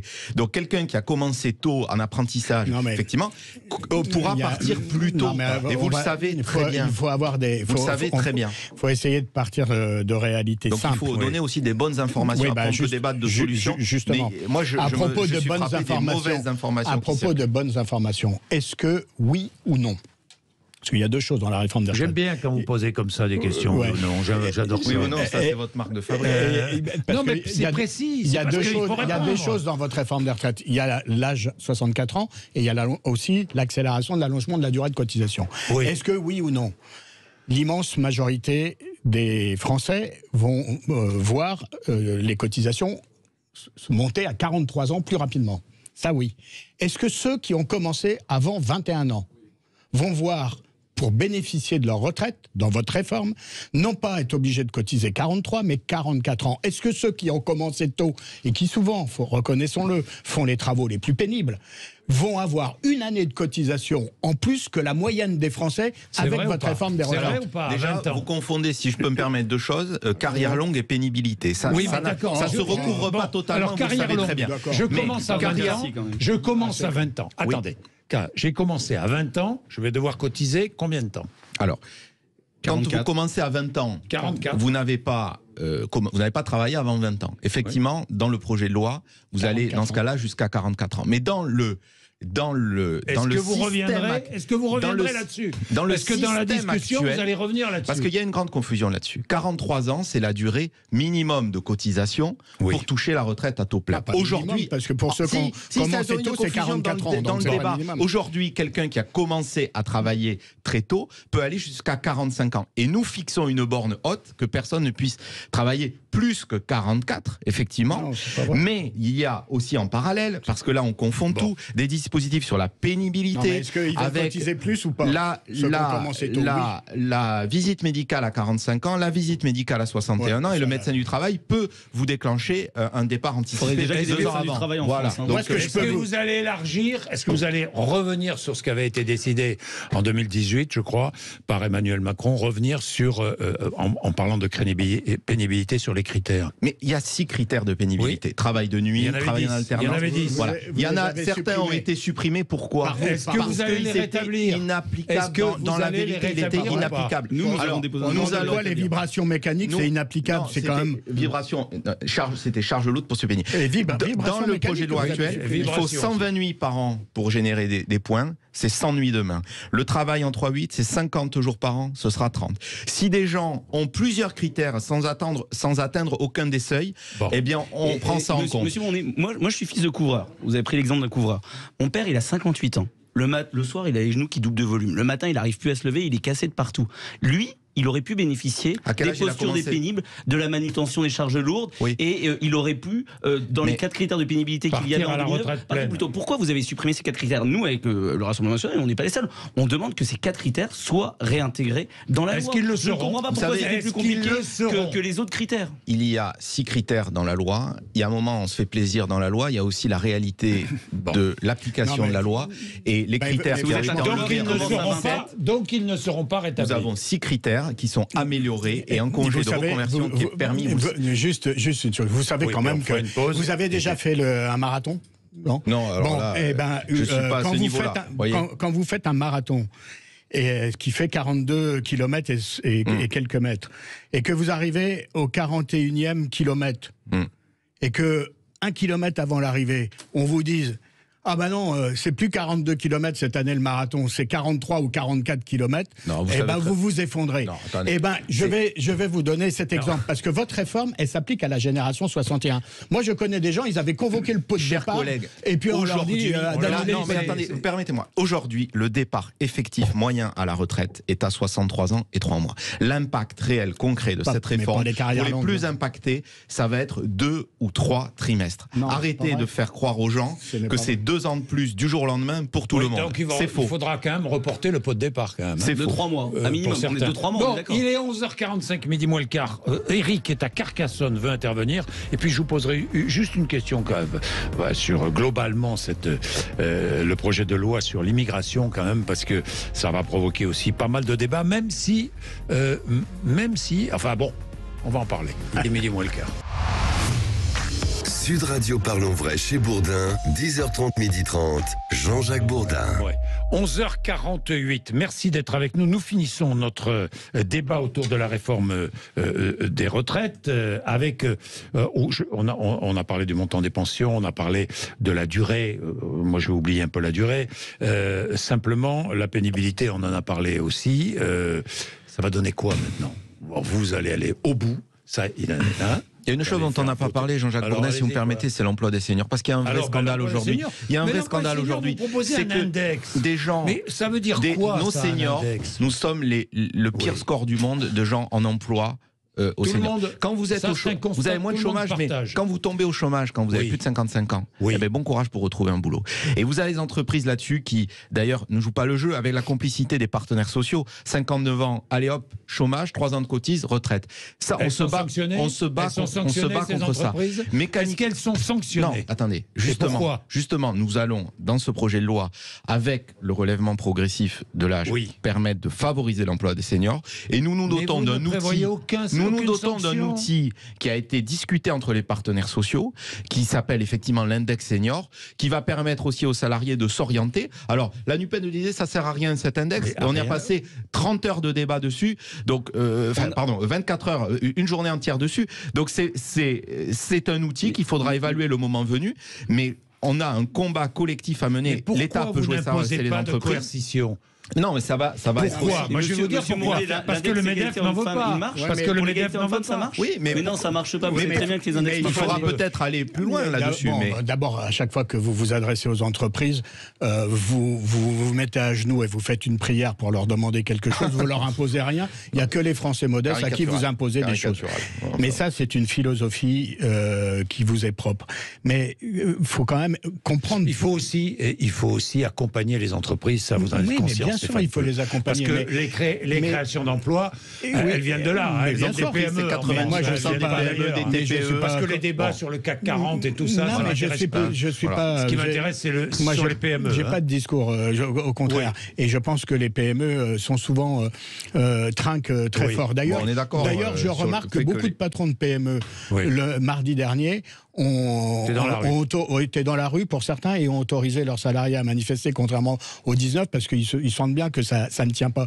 Parce que ce que vous disiez sur les gens qui partent à 59 ans et qui vont au chômage en attendant la retraite, c'est aussi une façon détournée. Mission collective. Non, c'est une façon aussi de régler des questions de pénibilité et d'âge. C'est-à-dire que quand quelqu'un est au bout de sa vie dans un travail, le patron a certes intérêt à ce qu'il parte pour embaucher un jeune qui lui coûtera moins cher, mais celui qui part et qui est au bout de sa vie, il a aussi intérêt à arrêter de travailler. Tiens, juste quand même, parce que les auditeurs sont essentiels ici. Eric est à Carcassonne, chauffagiste, donc patron de PME, hein, Eric, bonjour. Oui, bonjour à tous. Vous avez une petite entreprise, Eric? Moi, j'ai une petite entreprise, voilà, je travaille tout seul, tout fonctionne très très bien, ça fait 11 ans que je fais ça, mais c'était juste pour revenir sur ce qui sur l'apprentissage. Oui. Moi, voilà, j'ai 45 ans aujourd'hui, j'ai commencé mon apprentissage à 18 ans, un petit peu tardivement. Oui. J'ai fait 6 années. J'ai reçu mon appel à cotisation à la maison pour ma retraite. Oui. Mes 6 années d'apprentissage, j'ai 0 trimestre. Vous aviez cotisé à ce moment-là? Sur mes fiches de paye, sur mes anciennes fiches de paye qu'on a regardées avec ma femme parce qu'on a été très étonnés, j'ai un prélèvement retraite. Voilà. Mais aujourd'hui, c'est pas pris en compte. C'est pas normal. C'est pas pris en compte du tout. Ça fait 6 ans, j'ai 0 trimestre. Donc ça veut dire que j'ai commencé à travailler réellement à 23 ans. Donc j'ai parti à la retraite, moi, à 68 ans. Cher monsieur, si vous voulez m'envoyer, je vous laisse le mail. Vous avez le mail benoît.mournet@assemblée-nationale.fr. On le fait regarder avec le cabinet parce que ce que vous dites là est pas normal. Si vous avez 5 trimestres avant 20 ans, vous aurez en plus le bénéfice du dispositif carrière longue. C'est le cas aujourd'hui, ce sera le cas demain. On y rajoute même des trimestres sur congé proche aidant. Il y a des caisses qui complémentaires à la ProBTP ou j'en sais rien. Moi, tout ce que je sais, c'est que sur mes fiches de paye, il y a vraiment une... Bon. Eh bien, écoute, faites-le, Eric. Il faut qu'on regarde. Mais en ayant commencé à travailler à 18 ans, en apprentissage, vous serez, en plus du non-comptage de votre période d'apprentissage, vous serez obligé de cotiser une année de plus que la moyenne des Français. C'est ça qui est injuste dans cette réforme, entre autres. Moi, j'aime beaucoup les cas particuliers parce qu'on travaille à partir de là. Moi, j'ai beaucoup de citoyens de Haute-Pyrénées aussi qui m'interpellent, donc c'est très intéressant, ça. Bon, un mot sur ce projet de loi. Vous l'avez pas regardé de près, projet de loi immigration. Mais je voudrais simplement vous demander votre avis, un tour de table sur les métiers en tension. Est-ce qu'il faut créer, est-ce qu'il faut régulariser certains salariés qui n'ont pas été, qui sont pas français, qui sont étrangers, qui travaillent, qui ont des fiches de paye, et est-ce qu'il faut les régulariser parce qu'on a besoin de main d'œuvre dans certains domaines? Stéphane Peu. Alors, clairement, oui. Enfin, vous allez dans n'importe quel restaurant, vous ouvrez la porte des cuisines et vous allez voir comment fonctionnent les restaurants parisiens. Bon, moi, j'y suis favorable parce que vous savez, la situation irrégulière de ces gens qui contribuent à la richesse et qui font travailler à la richesse du pays et qui font que l'économie tourne, ce sont... tant qu'ils sont en situation irrégulière, on nourrit 2 grandes perversions dans notre pays, celui de l'économie noire du travail et celui de l'économie noire du logement et de tout ce qui va avec. Et donc l'habitat insalubre, tout ça découle de cette situation irrégulière d'une partie des travailleurs. Je finis juste sur une chose. Moi, je suis député de la Seine-Saint-Denis. C'est le département qui a eu le plus de morts liées au Covid. Et une des raisons pour lesquelles on est le département qui avons eu le plus de morts, c'était qu'on a beaucoup fourni les gros bataillons des premières lignes pendant le Covid.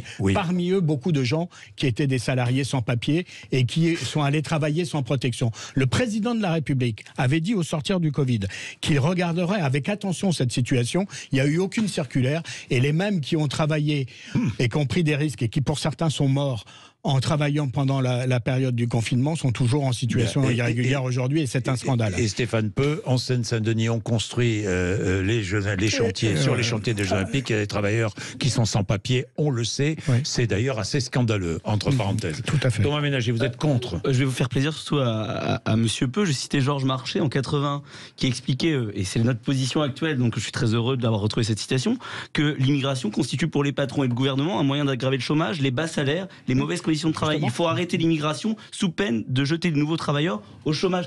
Vous avez une vision en faisant apporter de la main d'œuvre étrangère. Je trouve que vous avez ceux qui sont là, ceux qui travaillent, ceux qui sont embauchés, sont rentrés donc illégalement. Il faut qu'ils soient naturalisés. Non, ceux qui sont rentrés illégalement doivent repartir. On peut pas envoyer un message au monde entier qu'on bafoue la loi, qu'on rentre illégalement sur le sol et qu'après on peut être naturalisé, qu'on peut être régularisé. Nous sommes à l'inverse de cette position. Nous considérons que il faut accentuer la formation, faire en sorte qu'un certain nombre de Français puissent avoir envie d'aller sur ces... Qui viendra nettoyer. Mais il faut augmenter ses salaires. C'est pour ça que nous, on a déposé au Parlement, à l'Assemblée nationale, une augmentation de 10% des salaires, parce que nous considérons aujourd'hui qu'il faut donner envie à ces premiers de corvée d'aller sur certains travaux agricoles, les services à la personne, dans l'hôtellerie-restauration. Vous savez très bien qu'aujourd'hui, n'y aurait-il pas une main-d'œuvre en partie immigrée, on serait en difficulté. Moi, je vous en parle d'expérience. C'est aux immigrés de faire la merde. Je peux vous dire, j'ai été sous-préfet et je peux vous dire qu'on a un traitement du sujet sur ces questions migratoires qui est tantôt policier, tantôt social. Et on laisse des gens, et c'est ça proprement inhumain, dans un no man's land administratif. Les gens qui sont là, qui peuvent travailler, il faut qu'on ait une approche économique. Et ce projet de loi permet effectivement un titre de séjour travailleur de pouvoir faire que ces gens puissent travailler et générer des cotisations pour financer les retraites également. Bien, merci messieurs, merci d'être venus nous voir ce matin. C'était passionnant, hein, évidemment. Benoît Mournet, Thomas Ménager, Stéphane Peu. Merci, il est 11h57, vous êtes sur Sud Radio. Sud Radio Parlons Vrai chez Bourdin, 10h30, 12h30, Jean-Jacques Bourdin. Notre invité jusqu'à 12h30, Guillaume Pépi, ancien président de la SNCF, mais aujourd'hui président de Réseau Initiative France. C'est une association d'aide à la création et à la sauvegarde des entreprises. Guillaume Pépi, bonjour. Bonjour. Merci d'être avec nous. À propos d'ingéniosité, parlons, puisque vous connaissez bien le sujet des trains, parlons de ces trains à hydrogène. Un premier train à hydrogène a roulé hier en Indre-et-Loire. Bon, il faut rappeler que ces trains à hydrogène produisent eux-mêmes leur électricité, hein, c'est ça. C'est vraiment quelque chose auquel moi je crois beaucoup. Oui. Parce que, en fait, si vous voulez conserver les petites lignes, il faut des petits trains. Vous n'allez pas mettre des TGV sur les petites lignes. Et donc, il faut mettre des petits trains, mais si c'est pour avoir des diesels qui crachent de la fumée et des particules, en réalité, vous tirez une balle dans le pied. Il vaudrait mieux mettre un bus. Donc, l'invention du train à hydrogène, c'est la façon de faire du transport écologique sur des petites lignes. Ça existe déjà en Allemagne. Je suis ravi que ça démarre en France. C'est un projet qu'on avait lancé il y a 3 ans et que Jean-Pierre Farandou, qui est le PDG de la SNCF, continue avec les régions, parce que les régions sont très engagées là-dessus. Vous disiez cet été, 15 trains à hydrogène rouleront en France d'ici 2 ans. C'est ce que vous prévoyez. C'est ce que Jean-Pierre Farandou prévoit, le patron. Voilà. Vous aussi d'ailleurs. On avait lancé le projet. Vous n'êtes plus à la SNCF. D'ailleurs, vous hésitez à parler de la SNCF. Je ne vais pas vous parler des grèves à la SNCF. Non. Aujourd'hui, on va parler des jeunes entrepreneurs. D'accord. Bon, nous verrons ce que ça donnera. D'ailleurs, à propos, je fais juste une parenthèse. Là, je vous pose pas de questions, mais je fais juste une parenthèse, Guillaume Pépi. C'est que à la SNCF, là, entre syndicats, il commence à y avoir quelques dissensions sur les journées de grève. Certains syndicats souhaiteraient au moins 2 jours de grève et d'autres pas. Et puis, certains syndicats souhaiteraient que des grèves soient organisées pendant les week-ends de ces départs en vacances scolaires, d'autres pas. Bon, parenthèse refermée. Guillaume Pépi, l'aide aux entreprises. Je vais commencer par la sauvegarde d'entreprises. Parce qu'il y a un secteur qui est très touché, c'est le secteur du textile et de l'habillement. Quand je regarde Camailleux, quand je regarde Gosport, quand je regarde Koukaï maintenant, inquiétude pour Gap France. Vous pouvez intervenir, vous, pour aider ces entreprises? Non. Alors d'abord, tout ça, c'est des chaînes de distribution qui sont percutées par Internet et par l'achat direct. Et c'est vrai, qui n'a pas acheté un t-shirt, une paire de sandales sur un site Internet? Et évidemment, ça percute les magasins. Nous, ce qu'on fait, notre métier, on est une association gratuite, bénévole, qui aide chaque année presque 50 000 personnes à créer leur entreprise, à conduire... Pas à la sauvegarder. Non, à la créer, ou bien, par exemple, à reprendre un commerce ou un service dans un bourg, dans une petite ville ou dans un village où le café-restaurant a fermé, ou l'épicerie a fermé. Donc notre métier, ça consiste à faire 4 choses. Vous arrivez, vous avez une petite idée dans la tête depuis longtemps. Vous, par exemple, vous dites, mais tiens, mon grand-père était forestier, ma femme tient un camping, j'ai une idée. Vous arrivez, vous venez nous voir, c'est gratuit. Toutes les adresses sont sur initiative-france.fr. Appuyez sur la sonnette et vous nous dites, j'ai un projet. On va faire 4 choses. D'abord, on va vous accueillir et vous aider à solidifier votre projet pour que votre projet soit en béton. Deuxième chose, on va vous prêter de l'argent. On ne vous donne pas d'argent. On vous prête de l'argent, mais on le prête à taux zéro. À taux zéro. On vous prête 10 000, 20 000 euros. Et la magie du système, c'est quand Initiative France vous prête de l'argent, avec ce papier, vous allez à la banque et la banque ne recommence pas à vous poser 490 000 questions. La banque nous fait confiance et à ce moment-là, la banque toutes les banques oui, toutes les banques font du prêt bancaire avec, entre guillemets, notre papier en main. La troisième chose, c'est qu'on ne va pas vous laisser seul. Parce que quand vous avez créé votre petite entreprise, la pire angoisse, c'est d'être tout seul. Et l'administratif, la comptabilité, enfin bon, etc. Voilà, le contrôle de l'URSSAF, la trésorerie qui est négative. Bien sûr. Et donc nous, on est à vos côtés pendant 3 ans, au moins, pour que la petite graine devienne une vraie entreprise. Vous pouvez nous poser toutes les questions. Si on ne sait pas, nous, on va se renseigner et on est à vos côtés. Et puis la dernière chose, c'est de vous mettre dans un réseau local, où que vous soyez, vous êtes dans le Gers, vous êtes à Valence. J'allais vous dire, voilà, on vous il y a des antennes locales partout. Il y a 208 associations partout en France, et il y a 800 points d'accueil. Encore une fois, toutes les adresses sont sur le site initiative-france.fr, et c'est gratuit. Notre problème, c'est qu'on n'est pas assez connus. C'est pour ça que je suis heureux d'être avec vous. Bien sûr. Comme ça, ce système va être mieux connu. Mais pourquoi vous n'êtes pas connu d'ailleurs? Mais parce que quand on d'abord, est-ce que c'est une association? Je le rappelle, d'utilité publique. D'utilité publique. Comment êtes-vous financé, l'association? Alors, étant donné qu'on prête et qu'on ne donne pas, ceux auxquels on a prêté, ils vont nous rembourser. Ils nous remboursent à 99%, et on reprête avec cet argent à d'autres. Et donc, c'est vraiment un système qui est sain. Un système de solidarité. Exactement. Et chacune des personnes qui vient nous voir, c'est intéressant à savoir, quand elle se lance dans la création d'entreprise, généralement, en moyenne, elle crée 3 emplois. Donc, on a cette année, probablement en 2023, on va créer de l'ordre de 60-70 000 emplois qui n'existaient pas et qui sont créés grâce à ce système. Grâce à ce système. Si vous avez envie de créer votre entreprise, si vous avez des renseignements à demander, Guillaume Pépi est là, 0826 300 300. N'hésitez pas. Vous avez des exemples formidables. Oui, là, je sors d'une rencontre avec des jeunes entrepreneuses et entrepreneurs. 3 exemples d'un mot.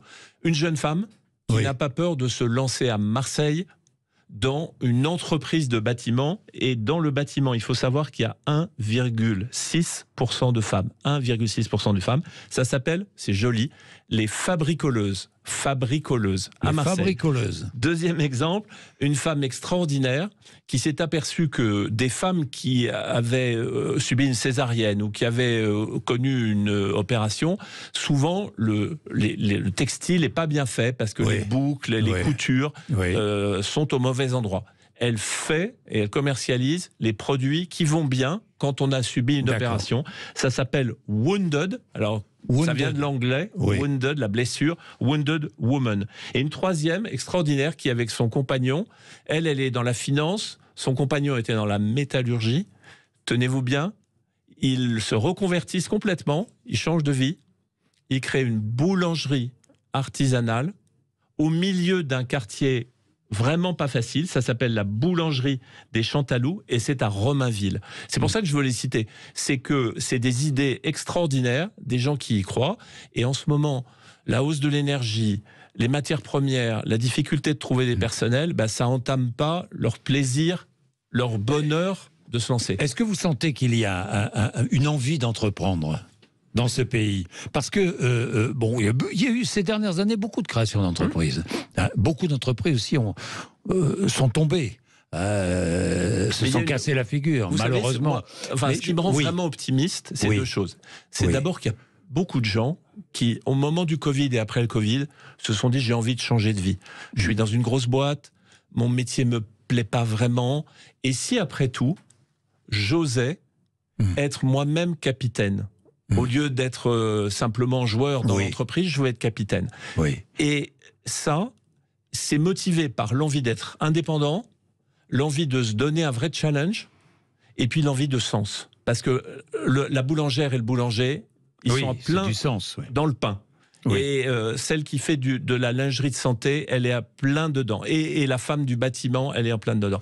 La deuxième chose qui fait qu'aujourd'hui c'est possible, c'est que l'économie est en train de changer. Je ne sais pas comment vous faites, mais vous, moi, tout le monde. Moi, je commence à regarder, c'est fabriqué où ? Ça vient où ? Ça vient d'où ? C'est vrai. Je ne vais plus acheter de l'ail qui vient de Chine. Alors que dans les hypermarchés, l'ail venait majoritairement de Chine. Je vais regarder ce que ça émet comme carbone. Et donc, le local, le circuit court, le recyclage, c'est en train d'exploser. Et c'est autant d'occasions pour celles et ceux qui nous écoutent de se dire, mais tiens, pourquoi pas à Guéret, pourquoi pas à Neufchâteau, pourquoi pas à Veynes? Je vais créer une activité qui n'existe pas. À Veynes, c'est dans les Hautes-Alpes, il faut le savoir. Hein. Il y a une très jolie gare. Oui, à Veynes, il y a une gare. Non, mais c'est vrai. Et donc, c'est autant d'occasions. Quand on va à Briançon, on le sait. Aucune occasion de se lancer. Ok, c'est vrai, l'occasion de se lancer. Alors, comment sélectionnez-vous les dossiers? Parce que c'est bien beau. Moi, j'arrive, je vais voir une antenne locale, une des 208, hein. Oui, c'est ça. Antenne locale, j'arrive avec quoi? Avec un dossier, généralement, avec une idée simplement. Les 50 000 personnes qui viennent, elles ont une idée. Et puis, elles ont travaillé. Elles ont essayé de faire un plan d'affaires, pas toujours extrêmement robuste, mais elles ont essayé. Elles n'ont pas regardé beaucoup la trésorerie. Or, la trésorerie, aujourd'hui, c'est clé. Vous ne pouvez pas avoir un compte dans le rouge pendant 3 ans. Elles ont un petit peu réfléchi à leur commercialisation. Et donc, on va les aider gratuitement pendant des semaines. Mais par exemple, j'arrive, je pousse la porte, je rencontre qui? Eh bien, vous rencontrez une conseillère ou un conseiller dont le métier, c'est de regarder avec vous le dossier, et elle va vous dire, regardez là, votre plan de trésorerie, on va le refaire ensemble. Il n'est pas solide. Et puis surtout, on va regarder l'impact de l'activité. Si vous dites, tiens, je vais être forestier, mais vous prévoyez l'achat de 2 véhicules diesel, nous, on va vous dire, est-ce que c'est raisonnable aujourd'hui d'acheter des véhicules diesel? Combien ça coûterait d'acheter des véhicules électriques? Est-ce qu'il y a des aides? Comment vous pourriez mieux utiliser? Donc, on va vous guider. Et donc, c'est grâce à cet accompagnement-là qu'on va présenter le dossier. Et la magie du système, c'est que celui qui décide, c'est pas un conseiller bancaire. On adore les conseillers bancaires, mais c'est plutôt des gens du terrain. C'est-à-dire que si vous êtes à Veynes, le comité qui prend la décision, c'est le pépiniériste qui est à Veynes. Dans le coin. Dans le coin. C'est une entreprise de bâtiment et chacun d'entre eux délègue quelqu'un qui va être dans ce comité. Ce comité va vous écouter et à la fin, il va prendre la décision. Est-ce que vous retoquez de nombreux dossiers? Quel est le pourcentage à peu près de dossiers acceptés, aidés, accompagnés? Alors, par rapport aux gens qui poussent la porte, on va dire 1 sur 2. Parce que malheureusement, il y a parfois des idées. Voyez, qui sont abracadabrantesques. Vous voulez faire une cabine d'esthétique dans une ville où il y en a déjà 14, on va vous dire non, c'est pas possible. C'est pas possible, vous allez vous casser la gueule.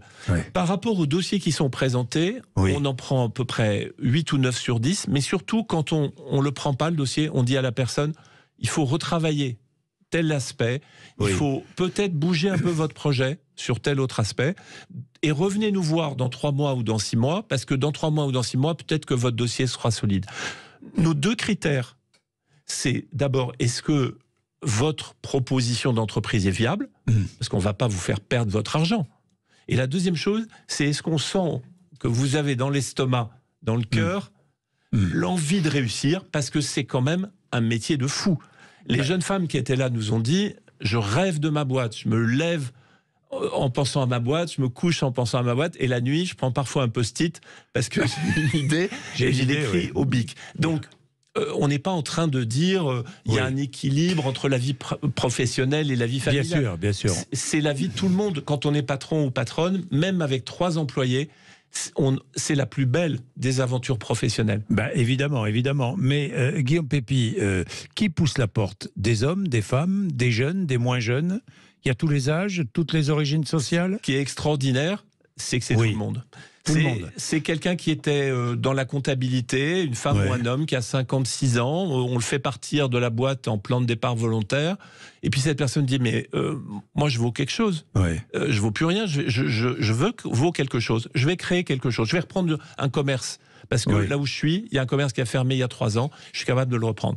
C'est Il y a comme ça beaucoup de réouvertures de commerce. Mais oui, beaucoup. C'est 15-20% de notre activité. 15-20% de notre activité. Mais c'est super important. Donc ça peut faire revivre des centres-villes, par exemple. Ça fait revivre. Ça fait revivre quotidiennement. Mais alors, c'est plus exactement le même commerce. Oui. C'est-à-dire que c'est des commerces qui sont plus ouverts. C'est des commerces dans lesquels il y a diverses activités qui s'équilibrent les unes les autres. Et puis, c'est aussi des jeunes qui se disent, il y a une autre vie que d'entrer dans un grand cabinet d'audit, dans un cabinet de conseil ou dans une très grande entreprise. J'ai envie de créer, moi, parce que j'ai 27 ans ou 23 ans, j'ai envie de créer quelque chose de mes mains. Ça sera plus dur, je vais souffrir, je vais avoir du mal à me payer les premières années. Ça, c'est vrai. Je vais avoir du mal à me payer les premières années, mais je me serais réalisé. Une jeune femme m'a dit ce matin, j'ai adoré cette expression, créer sa boîte, c'est s'aligner entre ce qu'on fait et ce qu'on est. Oui. S'aligner entre ce qu'on fait et ce qu'on est. Il y a tellement de jobs dans lesquels vous sentez que vous n'êtes pas aligné avec ce que vous êtes. Oui, et vous n'êtes pas bien. Et on n'est pas bien peau. à la fin. Bon, Guillaume Pépi, merci d'être venu nous voir. Je sens que vous êtes passionné par cette aventure, parce que c'est vrai que c'est une aventure de solidarité. Et c'est l'initiative, quoi. C'est le tissu même économique de ce pays. Je le rappelle, il n'y a pas que le CAC 40. Voilà. Et puis dans un monde dans lequel on est à Sud Radio, l'info est quand même malheureusement il y a pas mal de mauvaises nouvelles. Bien sûr. La guerre, l'inflation, l'énergie. Bien sûr. Là, ces dizaines de milliers de personnes donnent de l'espoir sur la croissance, sur l'emploi et sur les territoires. Donc c'est vrai que c'est motivant. Merci à vous. Merci Guillaume Pépi d'être venu nous voir. Il est 12h26. Tiens, demain, j'aborderai un sujet qui vous concerne indirectement, mais je sais que vous avez beaucoup réfléchi à cela. Il s'agit de la mobilité et notamment du partage de l'espace public entre ceux qui conduisent, ceux qui sont à scooter ou à moto, ceux qui sont à vélo, ceux qui sont en trottinette, parce que ça se tend aujourd'hui. Là, je regardais les chiffres sur la mortalité des cyclistes en très forte augmentation. En 2022, on est à plus 30%, un peu plus de plus 30%, vous imaginez, du nombre de tués sur les routes ou en ville, le nombre de cyclistes tués, le partage de l'espace public, de plus en plus difficile dans ce pays. Débat tout à l'heure. Demain, entre 11h et midi. André Berkoff, maintenant 12h26. Merci.